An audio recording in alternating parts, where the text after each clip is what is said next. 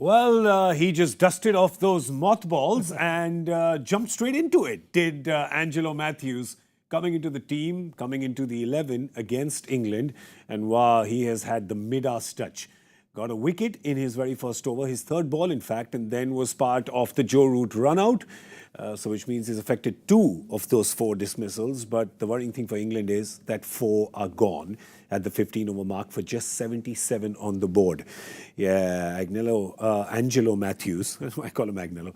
Angelo Matthews, of course, has dusted off those mothballs, but England's batting seems to have been stored in mothballs because this is not the England batting that we saw 4 years ago, redefining one-day cricket. Yeah. I don't know why that has not checked in. I don't know. It couldn't, and it started off, the very first ball, Johnny Bairstow was out. Yep. And they actually didn't have, they didn't take the replay. The replay would have shown he was absolutely plumb.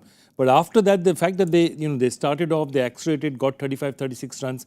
And then once Angelo Matthews came in and took that first wicket, the floodgates have just opened. One suicidal run, and then 2 strokes that you can't imagine what they were thinking when they hit those. Yeah, and this is not that kind of wicket. This is not a wicket. It doesn't seem like it's getting stuck or anything. It's seems like a typical Chinnaswamy wicket, which is very good for the batters.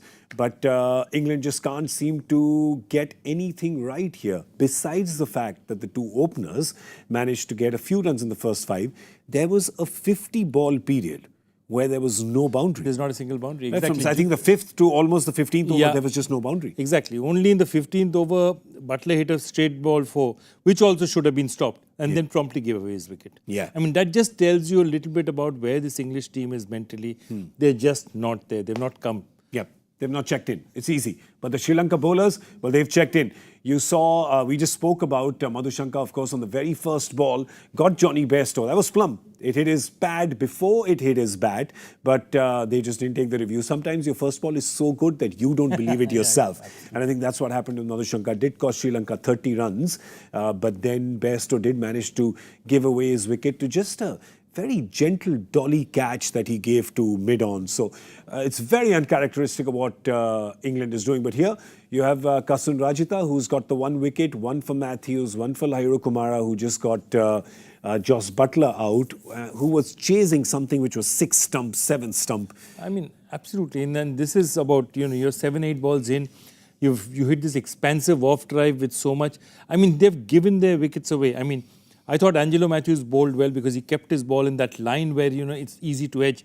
But the rest of the dismissals, you just have to say that the batsmen either were not thinking when they were running or they were not thinking when they were hitting the ball. Yeah, it's troublesome. It's very troublesome for England. They did manage to get that opening partnership. They got a few runs, but then after that, the wickets have just fallen one after the other. It's 77 for 4 right now. They have got a very long batting lineup today. That's one thing they do have. They have Liam Livingstone, Moeen Ali, Chris Woakes, David Willey, Rashid and Mark Wood can all hit the ball. But the problem is that the top order, once again, has just not given them anything to work with. Absolutely. It's crumbled once again. Like every time in this tournament, it's totally crumbled. Joe Root has actually not, if he's coming in the power play, he's not lasted a single power play in the last 12 to 15 matches. Yeah. And that tells you something. Joe Root is supposed to be the guy who everyone else plays around. Correct. And therefore, he is not playing that central role at all. Of course, you shouldn't single him out from him because nobody else is doing their jobs either. Yeah. Well, I had in the pre-game show said that this is England, but it is Chinnaswamy. So either England gets less than 200 or they get more than 325. I think the former is seeming like more of a glaring possibility. Exactly. It's a K-style prediction. Above 300, below 200. Yeah. But it seems like at 77 for 4, unless they now they have the time. They have 35 overs to play with. If Ben Stokes says, that's it, I'm pitching my tent here, and I'm not going anywhere till the end of the innings, which he's capable of doing. He has the patience, the experience to do. And if England ever needed him to do it, it was today. Only then can they be saved to some level of respectability. No, not only respectability. I think if Ben Stokes gets going, their run rate is about 4.5, 5. It's 5, right? Yep. It's about 5.